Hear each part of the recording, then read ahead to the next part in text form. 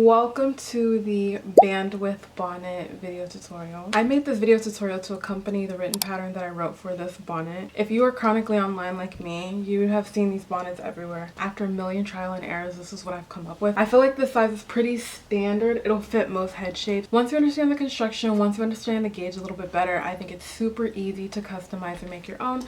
You can make it a little bit bigger, you can make it a little bit smaller. This pattern is targeted towards beginners, but I'm gonna say it's more of like a confident beginner. You do need to know the slip knot, a long tail cast on, you need to know the knit stitch and the purl stitch. We're also going to pick up stitches. I have a part where I kind of walk through that, but that's something that you'll need to know. I do still think that this is beginner friendly, but if you've never knit, this is your first time ever, you might want to learn just like a skill or two and then come back to this. I think this is good for like a first completed project, but maybe knit a couple rectangles first. Also, transferring the stitches to the scrap yarn, as I was doing that on camera, that's actually a little bit, I don't want to say difficult. It's not hard to do, but I think if this is your first time ever knitting, your first time ever picking up needles, I do not recommend using the scrap yarn method, honestly. Really do recommend you have something that's more sturdy. Scrap yarn is kind of hard to knit off of. Even just like a single needle, these are from my double pointed set. If you end up using one pair of needles, just make sure that they're at least 24 inches so that when you knit the body, all of your stitches fit on the needle. My hope is that between the written pattern and the video tutorial, everything makes sense. But I literally just said the only eyes who have seen any of this up until this point is me. So of course, if anything is not clear, please reach out. I want to help everybody as much as I possibly can. I respond to all my comments. I respond to all my DMs. Friend, there's no such thing as a dumb question. If something's not making sense, if the way that I explained something in the pattern or the video, it's not clocking to you, send me a message. The bandwidth bonnet has been a passion project of mine for 5 ever, and so the fact that I was able to start a project and complete it from start to finish, this is a really huge deal. Monumental, actually. I'm yapping, I'm rambling. I don't know if any of this makes sense. Welcome to the bandwidth bonnet pattern. I hope you love. If you make it, please tag me. Please tag me. I'm nosy and I have to see. I want to see. The written pattern is on my website, friends. I have a website. Written pattern is on my website for free. Video is for free. Love my internet friends bad. Let's get into the pattern, guys. Friend, first you're gonna want to get the pattern. The link is in my bio. It's for free. And then you're gonna want to get your knitting needles. I use a shorter pair and a longer pair. If you only have one pair of needles, do not worry, friend. You can still make this pattern. You'll just need your needles and then some scrap yarn in a contrasting color and a darning needle. Okay, so I'm taking my shorter pair of needles. If you only have one pair of needles, you'll use those. And then we're gonna long tail cast on 24 stitches. So the slip knot that we just made, this counts as 1 stitch. We're going to long tail cast on 23 more.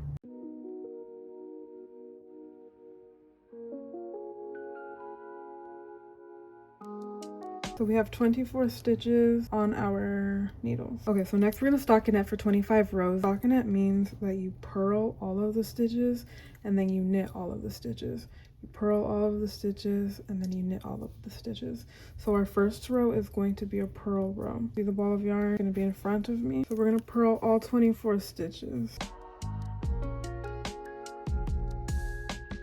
And now we're going to knit 24. So now we have 2 rows. The first row was the purl row, the second row was the knit row. We're gonna repeat this until we have a total of 25 rows. We have 2 so far, so we need 23 more.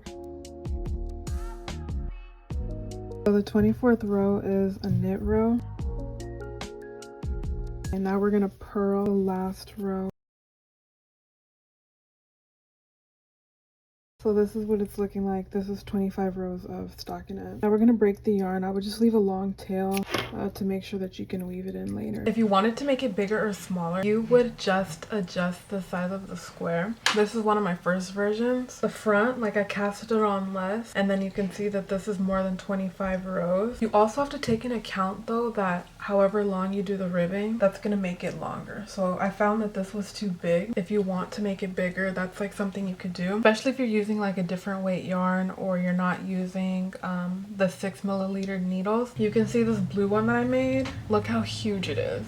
Let's say I was using this yarn, you're gonna find how many stitches are in 1 centimeter, and then you're gonna figure out just like how many centimeters you wanted across your head. So like, let's say you wanted an oversized bonnet, you want the square to kind of, this would be 12 centimeters. You're gonna find how many stitches are in 1 centimeter to find out how many stitches you're gonna need to cast on and get 12 centimeters across. I hope that makes sense, but that's how you make the bonnet bigger or smaller. And I would say whatever number you cast on, make sure it's an even number. It's just easier to do once we start working with the ribbing. If you have a second pair of needles, you can skip the transferring the stitches to the scrap yarn and just immediately go into picking up stitches. We're going to pick them up starting right here. Once you get here, you'll knit them off of these needles. If you don't have a second pair of needles, you can just use some scrap yarn and your darning needle. So first you want to thread your needle, and I start on the side that's connected to the tail that we cut. And you're just going to go into the stitch purlwise, so you don't want to twist the stitches.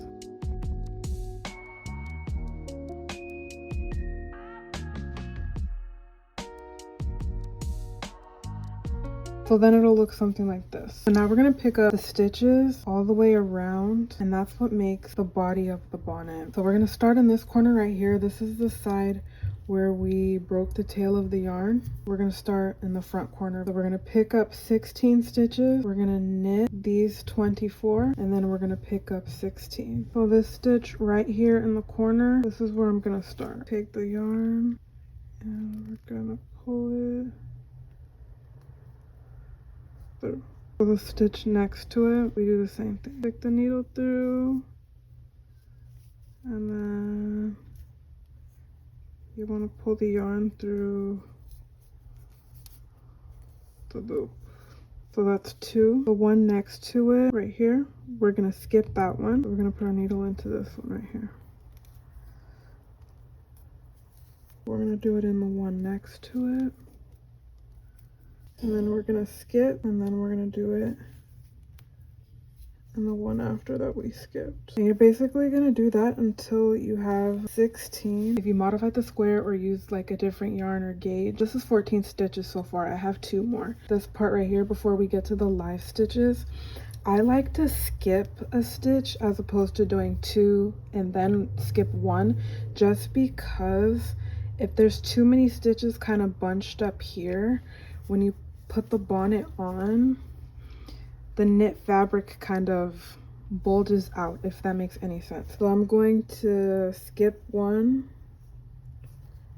pick up this stitch, and then I'm going to skip that one, and then pick up my last stitch. So you can see there's just a little extra space in between these 2 stitches. That's my personal preference. That's what I like to do. The more you make it, you'll kind of understand what you like to do, but if you find that your fabric is bulging up, it's probably because there's too many stitches on the corners. If your live stitches are on your first pair of needles, this is where you would just knit them off of each other. I find it easier. That's why I like to have 2 pairs of needles. If they're off the scrap yarn, it's a little bit more difficult, but it's not impossible. I would say make sure your scrap yarn is a bright contrasting color. It makes it a lot easier to see. So you can see right here, this is the last stitch we picked up. This is our working yarn. So you can see the scrap yarn goes through this one right here. This is the first one we're gonna knit. We're gonna stick it through as if to knit. Take our working yarn and we knit it. You want to leave the scrap yarn until the very end, just in case you miss a stitch or something goes wrong. It's kind of like a safety net. If you need help seeing the stitch, you can pull the scrap yarn up just a little bit. You see how you can see the stitch just a little bit better? I feel like this method is a little bit flimsy. If you're a brand new beginner and you've never knit, this might be kind of difficult, I'm gonna be honest. Even using like single straight needle to transfer your stitches, you might find that easier. That's why I prefer to have 2 pairs. But if scrap yarn is your only like way you can do it, you can do it. It's just gonna take a little bit more time, a little bit more patience, but all in all it's only 24 stitches. So if you only have 1 pair of needles, there's no need to buy a second pair. You can use the scrap yarn. Okay, so we're on the last 4. You can lift the stitch up with the needle if you need to see it better, and then go in and knit it. That's usually what I do. Okay, so this is what it looks like. I'm gonna leave this pink yarn until I'm all done. Just double, triple check your stitch count. I'm gonna pull the needles up, same like the first edge. We're going to pick up 16. In the corner, I'm just gonna skip maybe a couple stitches. So instead of knitting the stitch directly next to this one, I'm gonna skip one. I'm gonna skip this one and put it in this one.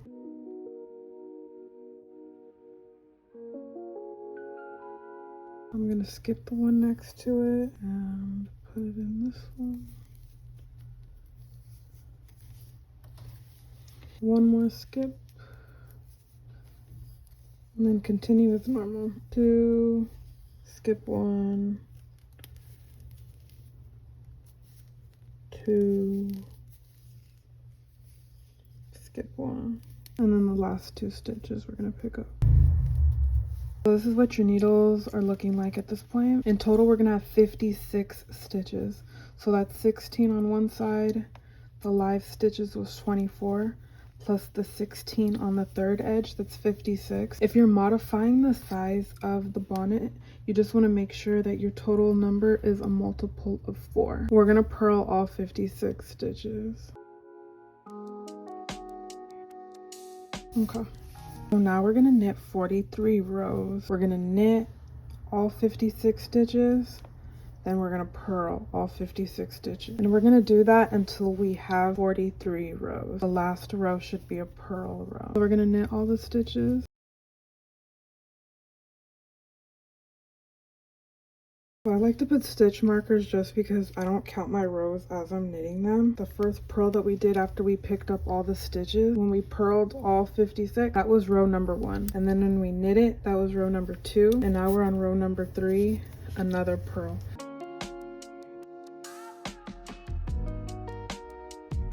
So that was our 3rd row. The 4th row is going to be the knit. 5th row will be the purl, so on and so forth. We're going to do this until we have 43 rows. The last row should be a purl row. The ribbing is worked in 2x2, means we're going to knit 2 stitches and then we're going to purl 2 stitches. We're going to knit 2 stitches and then purl 2 stitches. Knit 2 stitches and purl 2 stitches. A knit 2, purl 2 is considered like one ribbing cluster. 4, when you pick up the stitches around the perimeter, you want to make sure that it's a multiple of 4 so that you can do the knit 2, purl 2, and all the stitches line up perfectly. And we're going to do that all the way down to the end. So this is knit 2, purl 2 after 2 rows. We're going to repeat this until we have 8 rows, or however long you're going to make your ribbing. So this is what it's looking like after 8 rows of ribbing. And now we're going to bind off the stitches. To bind the stitches off the needle, we're going to knit 1, knit 2. We're going to take this loop, this stitch, and pull it over so that there's only 1 left on the needle. Since the next stitch is a purl, we're going to purl this stitch. So you're going to purl all the purl stitches and knit all the knit stitches, but we purl, and then we're going to take this, goes over this loop, and we're going to take it off the needle. So this next one is a purl stitch. We're going to purl. We're going to take this. Like that. This one is a knit stitch, so we're going to knit it. Like that. And we're going to do this until all of the stitches are off the needle. So we're at the end of the row. We're going to knit this stitch. This one goes over this one. Like that. The last two we're gonna purl.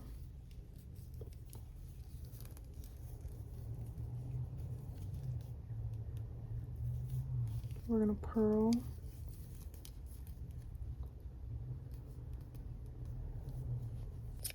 So now our bonnet is looking a little something like this. Next, we're gonna pick up the stitches that frame the face. So these right here. So we're gonna start in this corner right here, the knitting side facing us, and we're gonna pick up 84 stitches along the front. Just make sure that your tail is long enough so that you can weave in the ends at the end. So just like how we did the bottom ribbing, we're gonna pick up 2 and then skip 1. So we just picked up 2, skip 1, pick up 1, pick up 2, skip 1. And then for this part, I do use stitch markers just to keep my count on track. Okay, so this is 20 stitches. I'm gonna place my stitch marker just to keep track, and we're gonna do the same thing all the way around until we get to 84. Okay, so we've picked up 84 stitches along, and we're just gonna knit 2, purl 2. So just like the ribbing on the bottom, we're gonna knit 2, purl 2, all 84 stitches.